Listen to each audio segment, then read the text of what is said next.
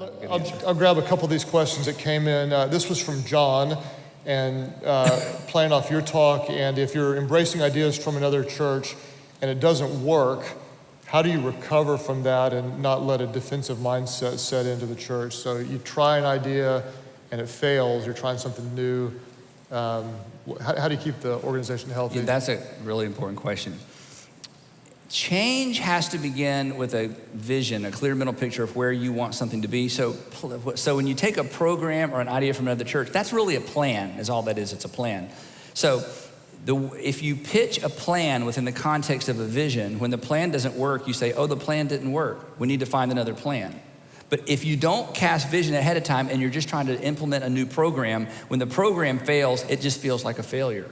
But if all of our programming are means to an end. So before you bring in this better idea or this new idea, it really has to be pitched within the broader context of here's what we're trying to accomplish. We think this will help us get there. 6 months later, we don't think this is helping us get there. We need to find something. So it's sort of trial and error versus success and failure. It's trial and error because we've got to find something that's going to help us engage with kids or whatever it might be. So I think sometimes the way we pitch ideas, we're light on vision and we're more all about the idea because we're generally trying to sell ideas or programs. Would you agree with this? Because I believe also, I want to create a culture that can handle some failure.